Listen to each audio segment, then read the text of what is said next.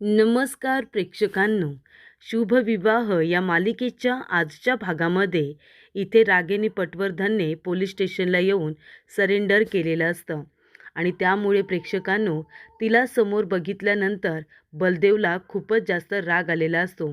कारण अपूर्वाला रागिनी पटवर्धनने मारलेला आहे ही गोष्ट बलदेवला समजलेली असते. त्यामुळे प्रेक्षकांनो बलदेव इथे खूपच जास्त रागवलेला असतो. तो म्हणत असतो की मी जातो आणि आत्ताच्या आता रागिनी पटवर्धनला मारतो, तिचा मी खून करतो. तेव्हा इथे बलदेवला थांबवण्याचा प्रयत्न सुरू असतो. अथर्व आणि गायकवाड सर दोघेच जण आता बलदेवला थांबवण्याचा प्रयत्न करत असतात. तेव्हा गायकवाड सर म्हणतात की हे बघा बलदेव, तुम्ही कायदा हातामध्ये घेऊ नका. आम्ही आहोत ना, आम्ही रागिनी पटवर्धनला शिक्षा देऊ. तुम्ही अजिबात काळजी करू नका, पण तुम्ही कायदा हातात घेऊ नका. बलदेव म्हणतो, सर काय करू मी या कायद्याचं? ह्या बाईने, या रागिनी पटवर्धनने माझ्या अपूर्वाला, माझ्या बायकोला मारलं. आकाश आणि भूमी ही दोघं जण देवासारखी माणसं आहेत, पण तरीसुद्धा इथे जेलमध्ये काहीही कारण नसताना शिक्षा भोगतायत. या बाईने कितीतरी लोकांना मारले साहेब. कुणालाही या बाईने सुखाने जगू दिलेलं नाही आहे. मग तिला इथे जगण्याचा काय अधिकार आहे? मी तिला मारतो आणि जाऊन जेलमध्ये बसतो ना. तुम्ही मला जेलमध्ये टाका, मला फाशीची शिक्षा द्या. मी माझ्या अपूर्वाकडे जाईन. पण ह्या बाईला मी जिवंत सोडणार नाही आहे साहेब. हिचा आत्ताच्या आत्ता खून करतो, गोळी मारतो हिला. तेव्हा गायकवाड सर म्हणतात, हे बघा बलदेव, तुम्हाला आता शांत राहावंच लागेल. आकाश सर आणि भूमी मॅडम यांच्यासाठी तरी तुम्ही शांत व्हा. त्यांचा जामीन होणार आहे आता. उगाच जामिनामध्ये कुठल्याही पद्धतीच्या अडचणी नको. तेव्हा अथर्व म्हणतो, तेच ना, म्हणूनच मी बलदेव दादाला आतमध्ये घेऊन आलो.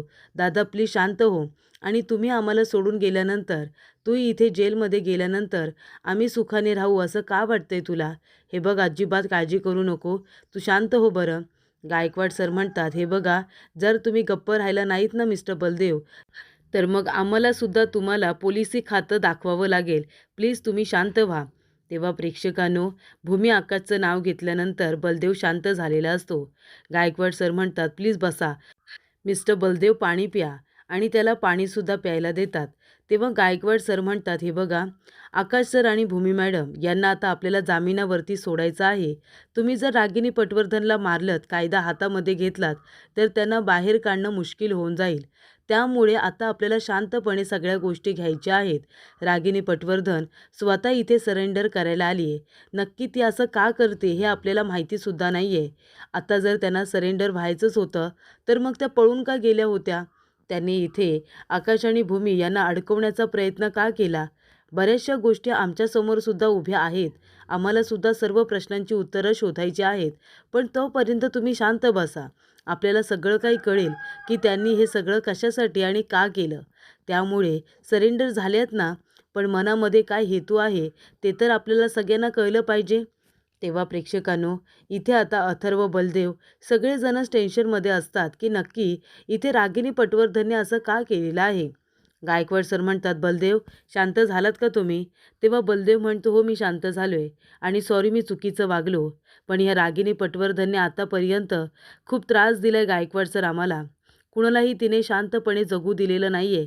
अहो कुणाचा कोण मी? भूमी आकाशने मला माया लावली, पण ही बाई नंतर माझ्यासुद्धा जीवावरती उठली. प्रत्येक माणसाच्या जीवावरती उठली ती. तिने कुणालाही सुखासुखी जगू दिलेलं नाही आहे. फक्त तिच्या मदतीला जो धावून येतो ना, त्या माणसाला जोपर्यंत गरज आहे तोपर्यंतच ते आपल्या आजूबाजूला ठेवते. त्यानंतरला ती त्या व्यक्तीलासुद्धा मारून टाकते. अशा प्रवृत्तीची बाई आहे ती. तेव्हा प्रेक्षकांनो, आकाश म्हणत असतो की भूमी, अगं इथे आत्याने सरेंडर केले. रागिनी पटवर्धन पोलीस स्टेशनला का आली असेल सरेंडर करायला? नेमका तिचा हेतू तरी काय आहे? तेव्हा भूमी म्हणते, आकाश, ती खूपच जास्त पाताळी यंत्री बाई आहे हां. प्रत्येक डाव ती इथे बुद्धबळाच्या खेळामध्ये जसं आपण डाव खेळतो ना, एकदम विचारपूर्वक तशा पद्धतीने ती डाव खेळत असते. आता ह्या वेळेला तिच्या मनामध्ये नक्की काय चालू असेल? रागिनी पटवर्धन पोलीस स्टेशनला आली म्हणजे नक्कीच काहीतरी तिने मोठा विचार केला असेल आपल्याला अडकवण्यासाठीचा.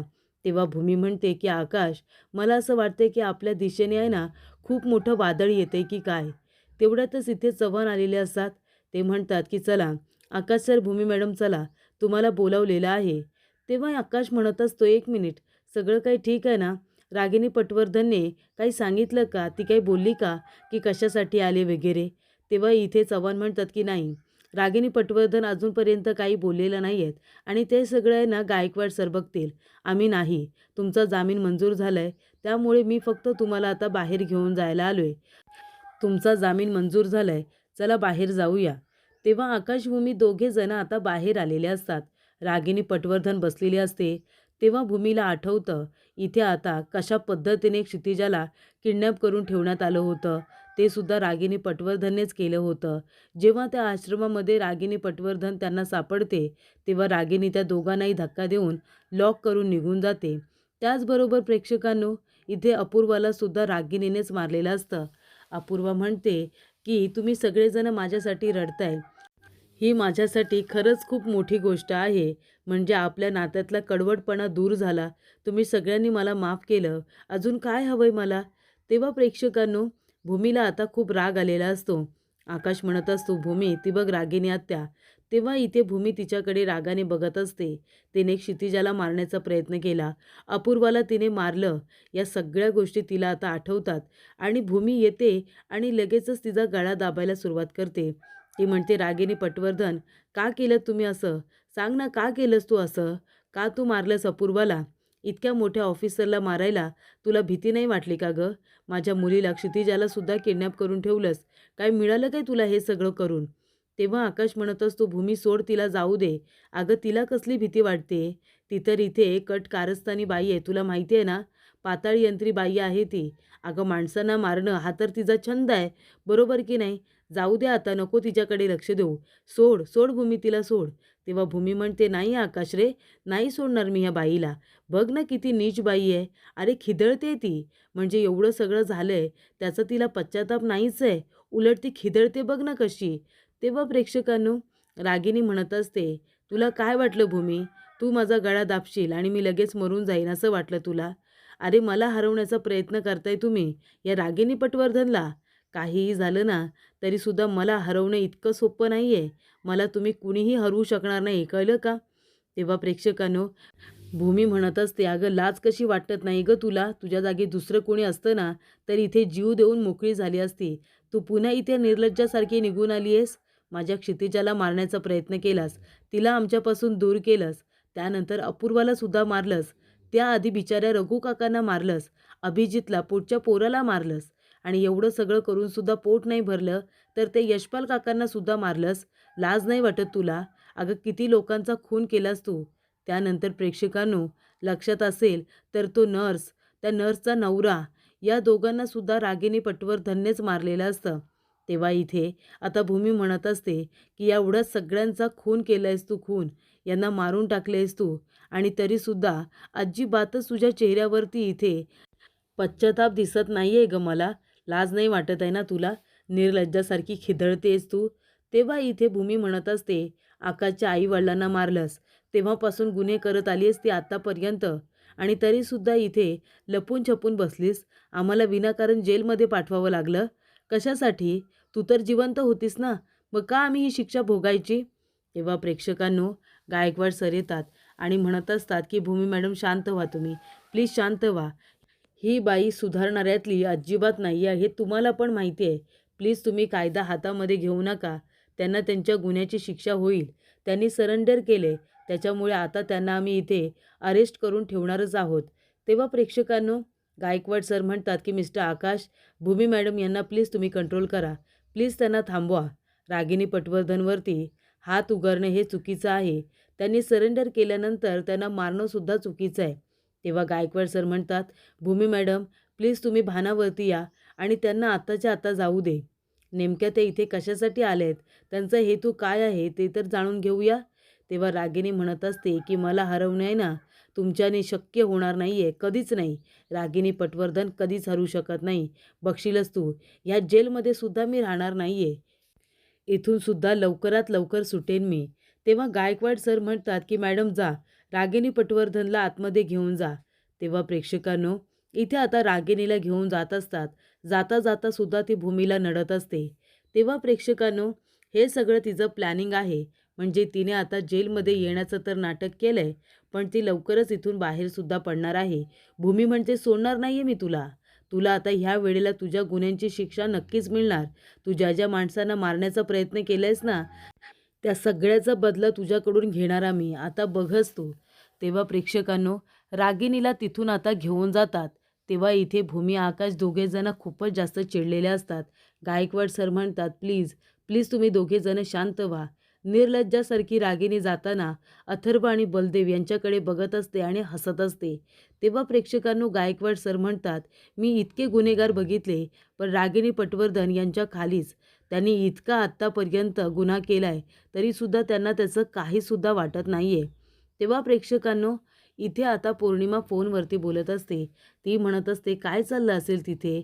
म्हणजे आई म्हणाल्या होत्या की त्या सरेंडर करणार आहेत, पण त्यानंतर काय घडलंय तिथे हे मला कळतच नाही आहे. म्हणून पौर्णिमा आता फोन करत असते. तेव्हा प्रेक्षकांनो, मानसी येते आणि हातातल्या चिठ्ठ्या आता तिला दाखवते. तेव्हा पौर्णिमा विचारते की मानसी हे सगळं काय आहे? मानसी म्हणते, काय काय? तुला तर लक्षात असेल ना, या चिठ्ठ्या आहेत ज्या आम्हाला आहे ना अपूर्वाताईच्या रूममध्ये सापडल्यात, आणि ह्या चिठ्ठ्या तू लिहिल्यास पौर्णिमा, आम्हाला माहिती आहे. इथे आकाश भाऊजी आणि भूमिताईबद्दल तूच त्यांना इथे हिंट देत होतीस ना, बरोबर ना? तेव्हा पौर्णिमा म्हणते, हे बघ, काही बोलू नकोस तू मानसी. मी काहीसुद्धा केलेलं नाही आहे, कळलं ना? आणि मी कशाला लिहू त्या चिठ्ठ्या? तेव्हा इथे मानसी म्हणते की पौर्णिमा, मी तुझं अक्षर ओळखत नाही असं नाही आहे. तुझं अक्षर मी अगदी बरोबर ओळखते, आणि म्हणूनच मी तुला सांगते, ह्या चिठ्ठ्या तूच अपूर्वाताईंना लिहिलेल्या आहेस. तेव्हा इथे पौर्णिमा म्हणत असते, मी असं काहीही केलेलं नाही आहे, कळलं ना तुला? आणि तुला कुणी सांगितलं ते माझं अक्षर आहे? मी ते लिहिलेलं नाही आहे. आणि एक गोष्ट लक्षात ठेव, रागिणी पटवर्धन आहेत ना, त्यांनी हे सगळं केलं असेल. तुला कळतंय ना, मी काहीसुद्धा केलेलं नाही आहे. अगं, रागिणी पटवर्धनने आतापर्यंत किती माणसांना मारलं? अपूर्वालासुद्धा मारलं आहे, आणि आता भूमी आकाशच्यासुद्धा मागे पडले होते. पण ते जिवंत आहेत हे समजलं, आणि मग काय झालं? स्वतःच आता सरेंडर करायला आली आहेत ना. तेव्हा एक गोष्ट लक्षात ठेव, हा सगळा आळ माझ्यावरती यावा, तुमचा सगळ्यांचा माझ्यावरती इथे संशय यावा, यासाठी रागिणी पटवर्धनने सुद्धा हे सगळं केलं असेल. विश्वास ठेव माझ्यावरती, मी काहीसुद्धा केलेलं नाही आहे. मी कशाला लिहू या चिठ्ठ्या वगैरे? तेव्हा इथे पौर्णिमा म्हणते, तुझा विश्वास आहे ना माझ्यावरती? तेव्हा प्रेक्षकांनो, इथे मानसी म्हणते, नाही, माझा तुझ्यावरती अजिबात विश्वास नाही आहे. पण तरीसुद्धा तू जे बोलतेस त्याच्यामध्ये तथ्य असेल ना, तर चांगलंच आहे. पण हे सगळं जर तू केलं असशील ना पौर्णिमा, तू सुद्धा रागिणी पटवर्धनला सामील असशील ना, तर मात्र तुझं काही खरं नाही आहे. ही गोष्ट तू लक्षात ठेव. तेव्हा प्रेक्षकांनो, इथे आता पौर्णिमा म्हणत असते की तुझा विश्वास असो किंवा नसो, मी जे काही बोलते ते खरंच आहे. तेव्हा इथे पौर्णिमा म्हणते, मानसी, मला माहिती आहे तू मूर्ख आहेस. तू लगेच माझ्या बोलण्यावरती विश्वास ठेवशील, हे सुद्धा मला माहिती आहे. तेव्हा इथे आता ती स्पष्टपणे तिच्याबरोबर खोटं बोलत असते. चिठ्ठ्या लिहूनसुद्धा ती म्हणत असते की नाही, मी काहीसुद्धा केलेलं नाही. तेव्हा प्रेक्षकांनो, अथर्व म्हणत असतो की मनू, अगं भूमिताई आणि आकाश आलाय. तेव्हा इथे भूमी आणि आकाश कितीतरी दिवसानंतर कितीतरी त्रास सहन करून ते दोघेही जण आता घरी आलेले असतात. खरं तर हे सगळं काही त्या अपूर्वामुळेच झालेलं असतं. तेव्हा इथे मानसी म्हणते, कसं आहात तुम्ही दोघेजणं? ठीक आहात ना? तेव्हा भूमी येते आणि मानसीला मिठी मारते. तेव्हा इथे आकाश म्हणत असतो की हो, आम्ही सगळेजणं ठीक आहोत, काळजी करायचं काही कारण नाही. भूमी आणि मी, आम्ही दोघेसुद्धा एकदम ठीक आहोत. तेव्हा प्रेक्षकांनो, इथे आता बलदेव, अथर्व सगळेजण खुश असतात, कारण भूमी आकाश त्यांच्या घरी परत आलेले असतात. तेव्हा इथे आकाश म्हणत असतो की खरंच, पण बलदेव, अथर्व, तुम्ही दोघांनी खूप प्रयत्न केले आम्हाला दोघांना बाहेर काढण्यासाठी. त्यासाठी तुमचे हे उपकार मी कधीही विसरणार नाही. तेव्हा प्रेक्षकांनो, आता इथे अथर्व म्हणत असतो, खरं सांगू का, मी काही केलेलं नाही आहे आकाश. मी तर तुमच्याबद्दल मनामध्ये राग ठेवून बसलो होतो की तुम्ही एवढी मोठी गोष्ट केलीत आणि मला त्याबद्दल काहीसुद्धा सांगितलं नाही. हे जे काही केलं आहे ना, ते सगळं बलदेव दादाने केलं आहे. तुमच्यासाठी दिवस रात्र तो झटत होता, तुम्हाला निर्दोष सिद्ध करण्यासाठी, तुम्हाला बाहेर काढण्यासाठी. मी तर विनाकारण तुमच्यावरती रागवलं होतो. तेव्हा प्रेक्षकांनो, आकाश म्हणत असतो, कसं आहे ना अथर्व, म्हणजे माणूस चुकीचा नसतो रे, ती सिच्युएशन चुकीची असते. त्यामुळे तू जे काही केलंस त्यावेळेला ती सिच्युएशन चुकीची होती म्हणून तुला राग आला. पण तू माणूस म्हणून किती चांगला आणि किती ग्रेट आहेस हे काही आम्हाला माहिती नाही आहे का? आणि बलदेव, तू तर तुझं दुःख बाजूला ठेवून आम्हाला इथपर्यंत तू घेऊन आलास, सोडवण्यासाठी इतकी धडपड केलीस, हे खरंच आम्ही कधीच नाही विसरणार. तेव्हा प्रेक्षकांनो, इथे आता मानसी म्हणत असते, तुम्ही दोघेजण सुटलासुद्धा, पण रागिनी पटवर्धनने सरेंडर का केलं असेल? नक्की त्यांच्या मनामध्ये आता चाललंय तरी काय? म्हणजे त्यांनी तुम्हाला आधी अडकवलं, त्यानंतर सरेंडर केल्यानंतर तुम्ही दोघांना जामीन भेटला, तुम्हाला सोडलंसुद्धा. रागिनी पटवर्धन हे सगळं कशासाठी करतायत असं मानसी विचारत असते. तर प्रेक्षकांनो, पुढील भागामध्ये इथे आता रागिनी पटवर्धन म्हणत असते की या या, आणि तिने सगळ्यात मोठे वकील आता बघितलेले असतात जे तिची केस लढणार असतात. तेव्हा प्रेक्षकांनो, इथे आता बलदेव येतो आणि म्हणत असतो, आकाशभूमी, तुम्हाला माहिती आहे का, रागिनी पटवर्धनने सगळ्यात बेस्ट वकील इथे अपॉइंट केलेला आहे तिला इथे सोडवण्यासाठी.